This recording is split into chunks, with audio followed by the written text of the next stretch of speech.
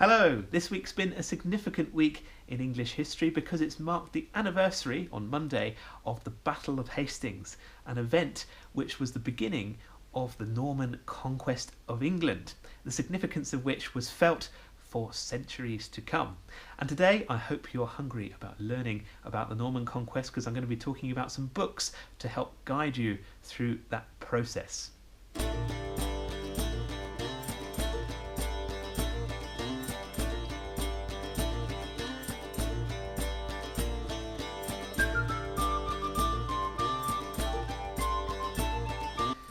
So, first up, we've got a bit of tasty narrative for you. This is 1066 by Peter Rex.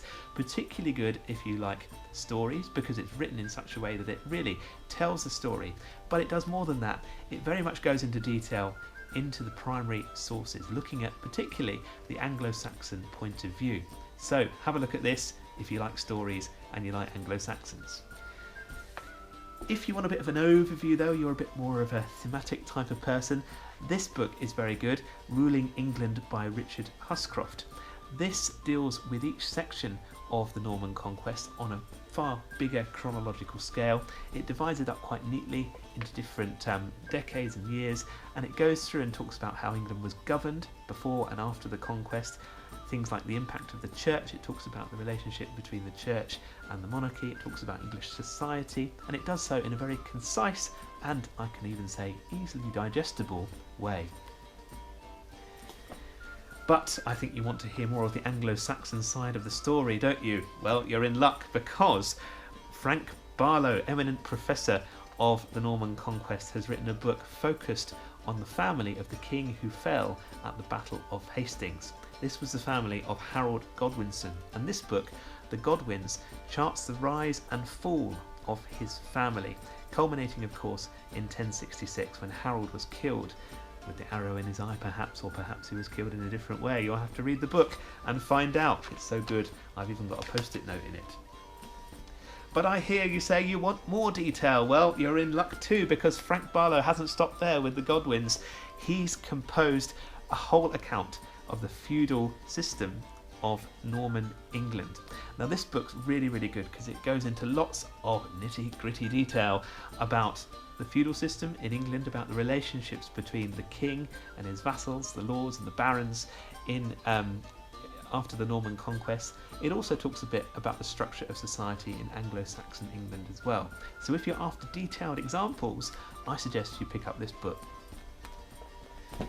If you want even more detail and you're really keen on learning about the master of the conquest himself, then you can do not much better than looking at this biography of William the Conqueror by David Douglas. This is of course really good because it's pretty thick, it's pretty detailed, but more than that, it gives us an insight into William's character, and it helps to explain the motivations and the reasons behind this huge invasion that took place all those years ago.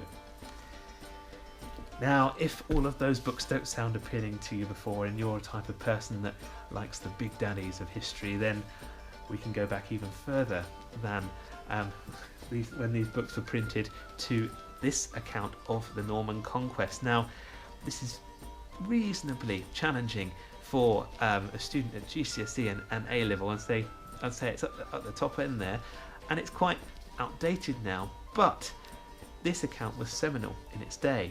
It came out in about the 1860s and rose to prominence as one of the primary accounts of the Norman Conquest. It's 5 volumes long in total, and the man who wrote it,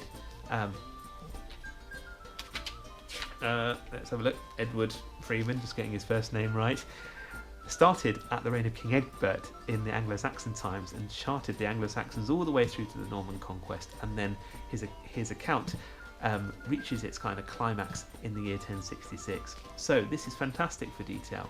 It's a bit out of date now historically, but it does give you an insight into some of the main arguments that really laid the groundwork for the academic study of the Norman Conquest. If you're more of an outdoors person though and you want to get outside on this rainy October afternoon, then why not go to the battlefield site itself? You can have a look at my video on this. It's the first one I did on Mr. Keaton location, so probably as dated as the Freeman is at the moment in terms of its quality, but go and have a look at that. And when you get down to Hastings, take a walk around the battlefield and just absorb the atmosphere. There's not much there to see, really, apart from, of course, the majestic remains of Battle Abbey that William the Conqueror built in celebration of his victory in 1066. But what you can do there is get a sense of the hill on which the battle was fought, where the Anglo-Saxons stood with their shield wall facing off against the repeated Norman cavalry charges. And you can even try and find the spot, if you're lucky, where Harold Godwinson fell. Thanks very much then. I'll see you next time on Mr. Keat in the Classroom.